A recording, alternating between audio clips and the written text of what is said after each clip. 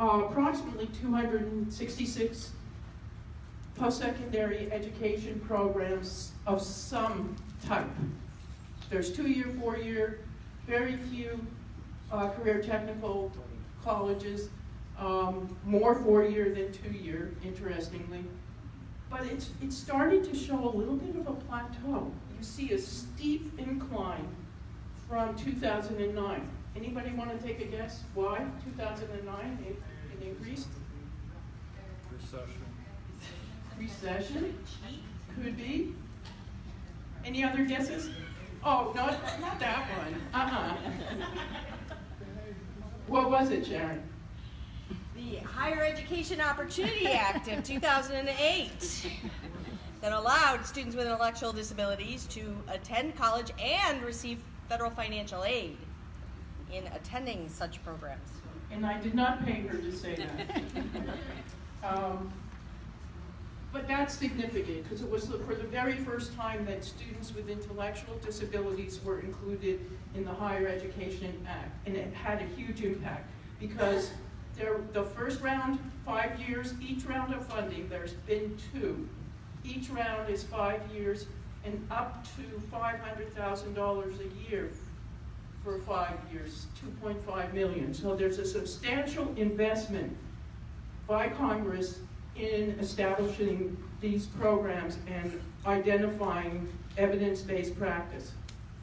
But the 266 is the total that we know. ThinkCollege.net has the only searchable database currently in the country. And those 266 post-secondary programs are listed on that database. And we're just in the throes of updating it. That includes all the model demonstration programs and any other type of post-secondary education opportunity. So it's a whole array of mixed programs and a wide variety. You may have been thinking, well, where are they all? I think you heard Stephanie this morning. You get a sense of there's a lot more happening on the East Coast than the central part of the country, and certainly the Pacific Northwest is lacking. Now, but some of you may go, well, at least there's something in every state except for West Virginia, and think that that's enough, or we're well on our way. There are well over 4,000 public institutes of higher education across the country open to anyone. They are not all open to students with intellectual disabilities. It's only about 6% really if you do the math.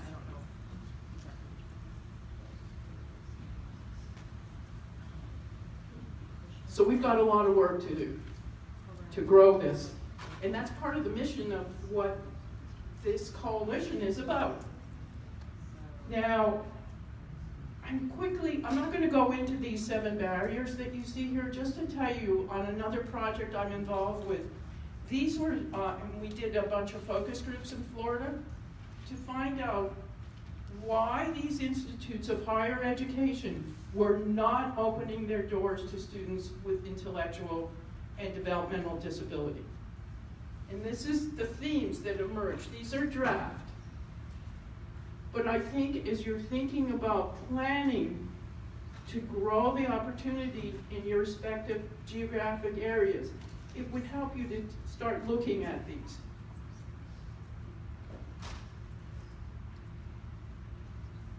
I inserted a call to action slide after every group of data slides.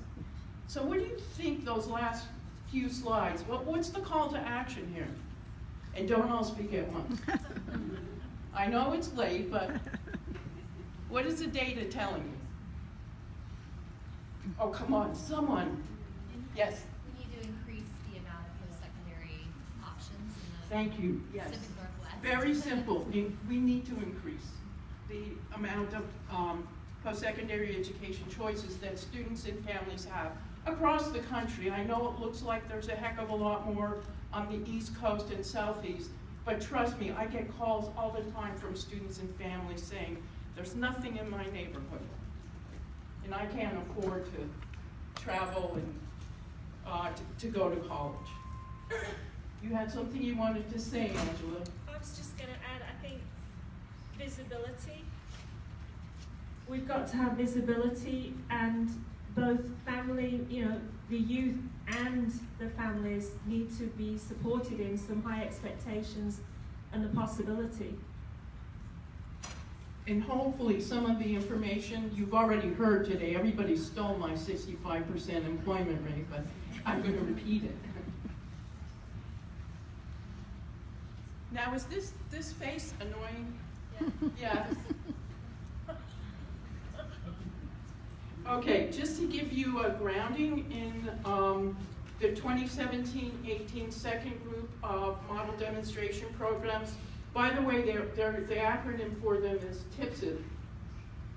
It's kind of awful. It doesn't roll off the tongue fluidly, but a transition post-secondary education program for students with intellectual disabilities, a mouthful. This is from 2018. This is the last year's.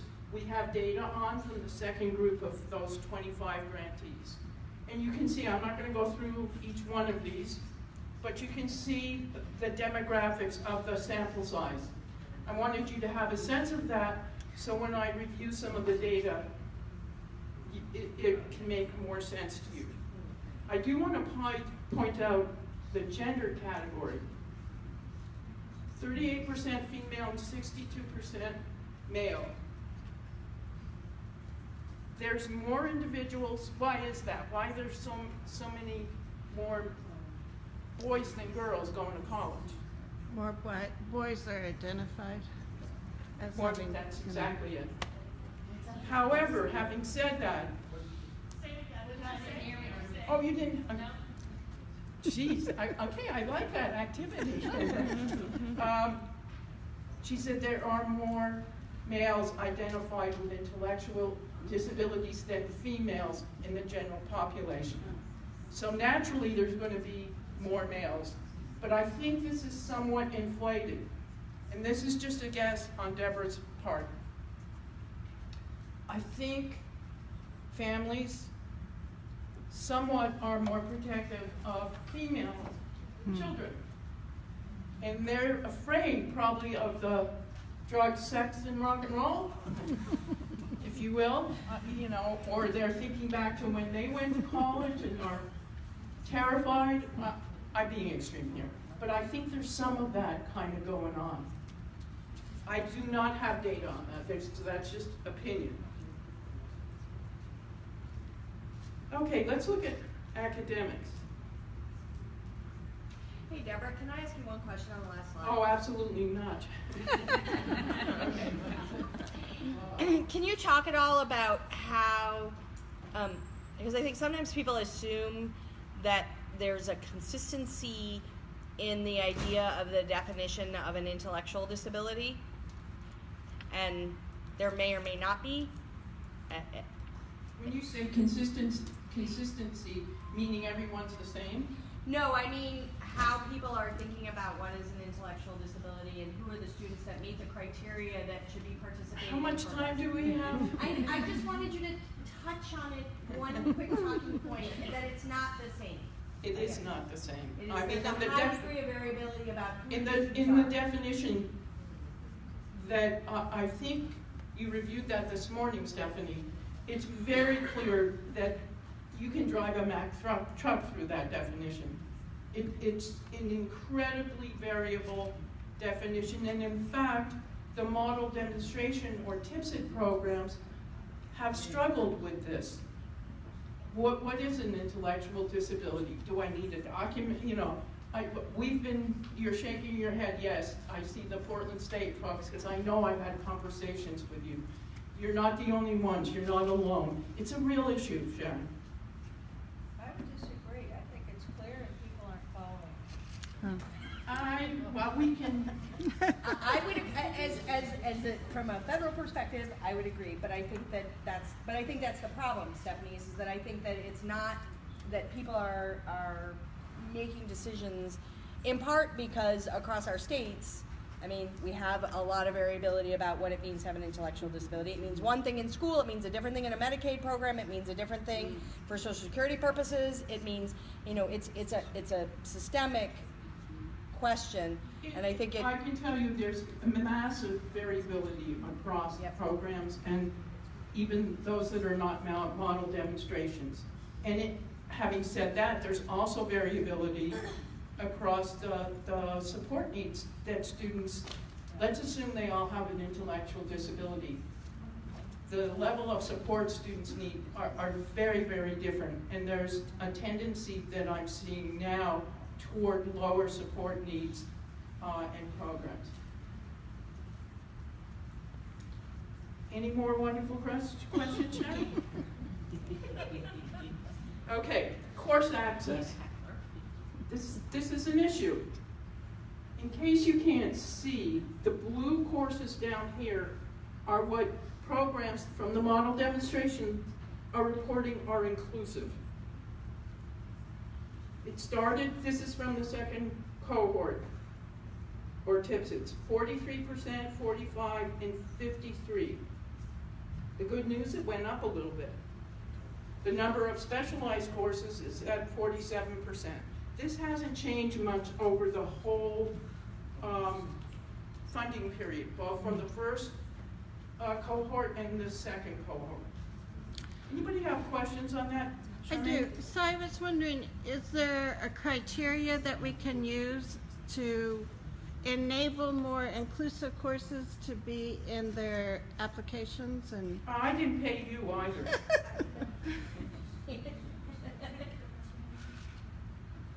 On thinkcollege.net, the website, this is an insight brief that we have. It was done by Missy Jones and a group of other folks from model demonstration projects, and as I said in the first group. This is a checklist that I just took. I think this is a really good guiding tool, if you will, when you're planning to actually develop a program and really start thinking about it. I've heard, it's not just my opinion, I've heard consistently from people who really are trying to create authentic, high quality college options. And this is downloadable, it's free, but there's a need. What's the call to action here? Well, 5 minutes, oh, crapola. What's the call to action here? demand.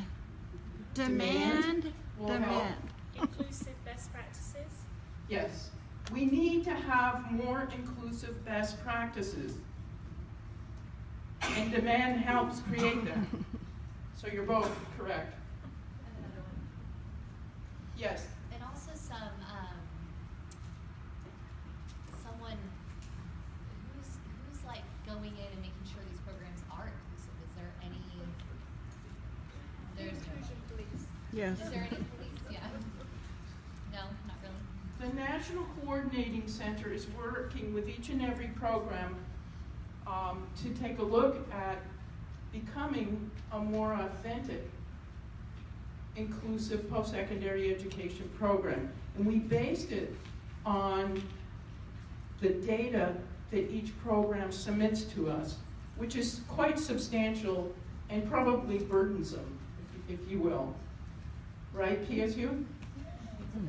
It's good. We look at the program's own data and hold annual calls, and with their select variables that we look at for that call. One is around inclusive course access. Okay, student life. Can I just You've had your share. So what data do you have? Because we're saying best practices. Have you gathered enough data to show why we want that inclusion? Yes, and I have a slide. Okay. I'll be quiet now. But we don't have enough data. Yeah. I'm being a little flip here. Yeah. We really don't have enough, but would anybody argue with me if I said inclusion is necessary for individuals with intellectual and developmental disabilities in K-12? Would everybody agree? Yeah. All the heads are going, yep. Everybody in this room, but not, and Well, I can only deal with this room right now. So, but yes, you're right. The world at large probably doesn't, but there seems to be somewhat agreement, unless you're someone in the K-12 system and your hands are tied because of bureaucracies and systems change needed. How about adult services, employment in particular? Would people agree that sheltered workshops or day habilitation programs are the way to go? No. Why would higher ed for students with intellectual disabilities then be okay to have specialized courses and, you know, a lack of authenticity? I just leave you with that question. I know you're, I think there's a case for individuals that need specific education requirements.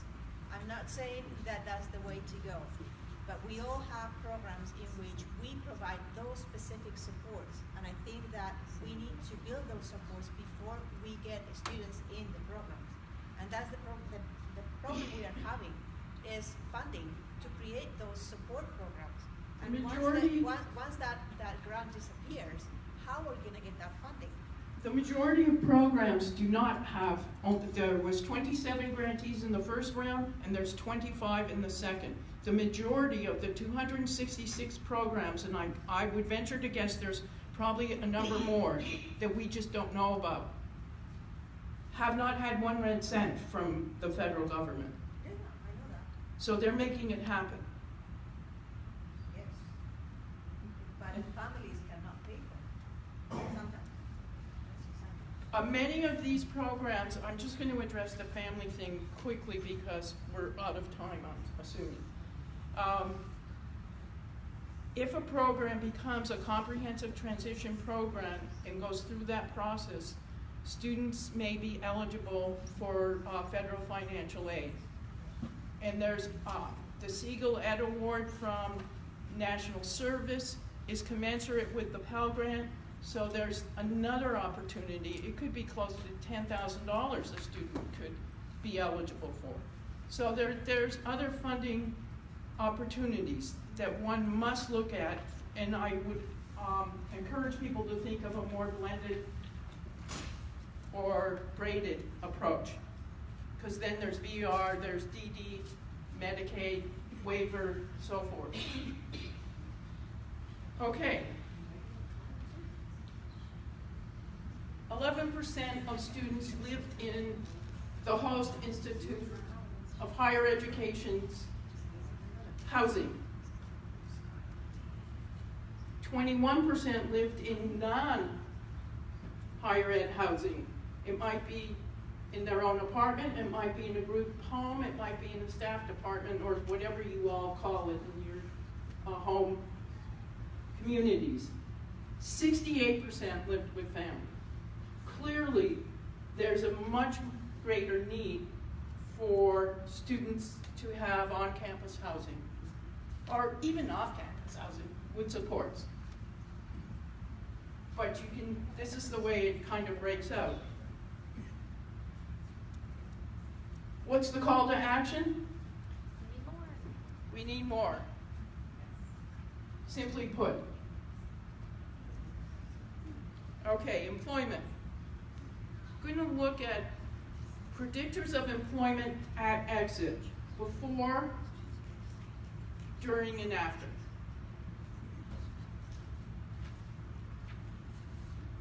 Okay, employment.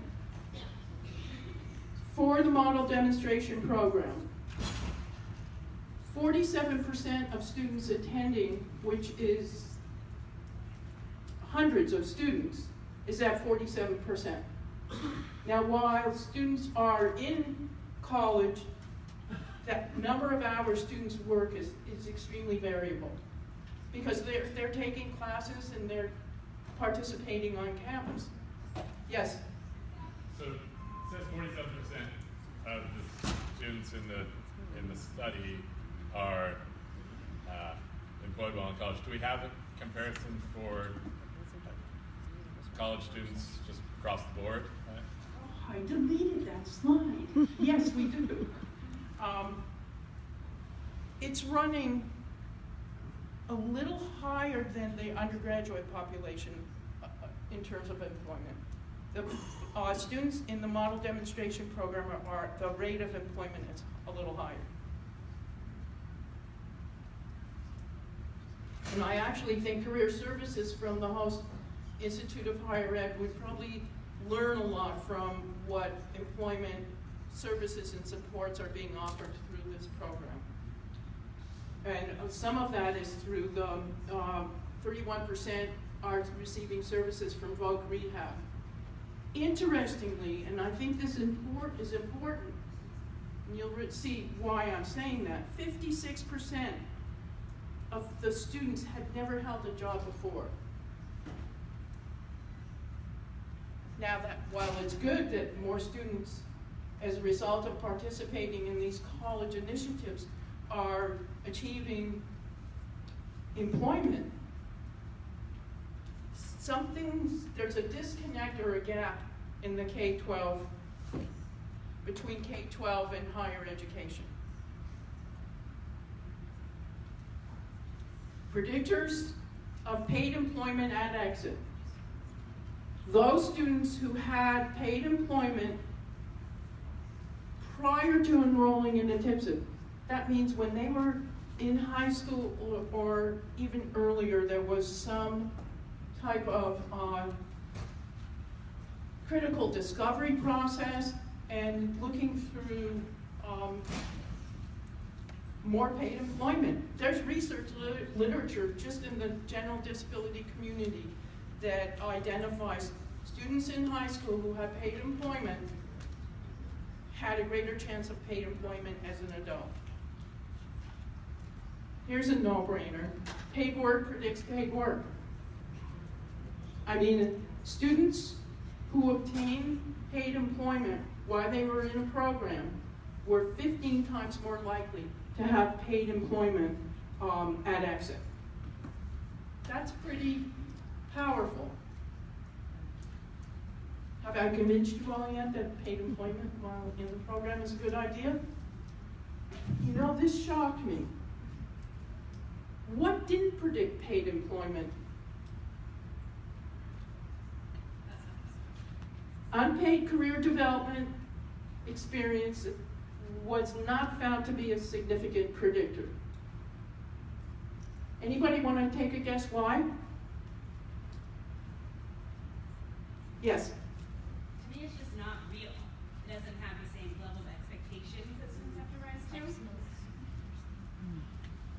And I think from what I've seen, now this is anecdotal again, we're going to have to dig much deeper on this statistic, is that a lot of these unpaid or career development experiences go on and on and on, and you never get to the paid part. And I think that's part of the problem.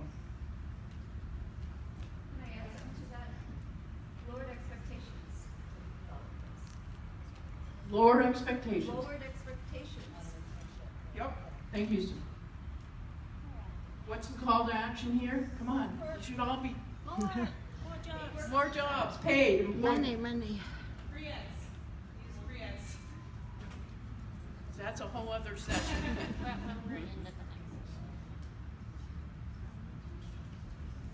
running out of time. Okay. Let me do two more. Predictors of employment. This is, I think, very interesting, maybe just because I'm a data geek, but a positive predictor was the number of years that the students were in the program. A negative predictor was the number of specialized courses This is the first information we have around the need for inclusive courses because specialized courses are leading to poorer employment outcomes. What do you mean by specialized? Segregated Okay. classes only for students with intellectual disabilities, for the most part. Or you have to be careful because some programs have these specialized classes, but they identify as being inclusive because they may have some students without disability who visit the class. So it's more like reverse inclusion. Right.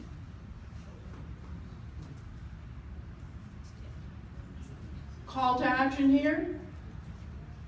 Maybe really better K-12. Well, K-12 also. Yes, we need more inclusive courses. And extended time in college to learn and develop. And yes, extended time. Here's another one, let me just skip. Earning a credential awarded by the Institute of Higher Ed doubled the odds of paid employment, rather than just going to a program that makes up their certificate on someone on their laptop. This means it's been through the formal internal infrastructure of the host Institute of Higher Ed to approve it.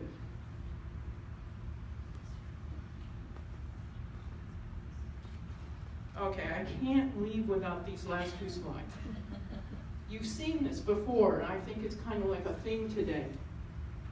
I want to caution people while this is great news, this is a small sample size. It's 155 students who have 1 year post-exit of a post-secondary ed program. Had 65% of those students had a paid job, paid at minimum wage or higher, working for 15 hours or more a week. That's compared to 17 to 20, I've seen some with 20% of individuals with intellectual or developmental disabilities being employed. That's from the National Core Indicator data. Sue? Does any of your data look at like the kinds of jobs, the opportunities for advancement, the wages, the potential for benefits, that kind of thing? We have some of that. Not enough time to analyze it yet. Right. We're definitely going deeper. As you can see, those of you who have seen me present before, we're getting deeper. And the last one, and I promise I'll stop, or Angela's going to get a hook, really surprised me. This, if you look, a little over 90% of individuals, those 155 reported being satisfied or very satisfied with the social aspects of their life, in comparison to 40% of individuals with intellectual and developmental disabilities from the National Core Indicators data. So this is really showing a significant improvement in the isolation students often feel. And I was so pleased to see this. Okay, that's it. There's one other one. This is just a resource slide. It's free. It's on the website. It's a student resource guide that's part of a new book we did on navigating transition, and it was developed by students for students. So I would hope you take a look at that. Thank you all. Thank you. And that was Deborah Hart from Think College. So we've kind of blown through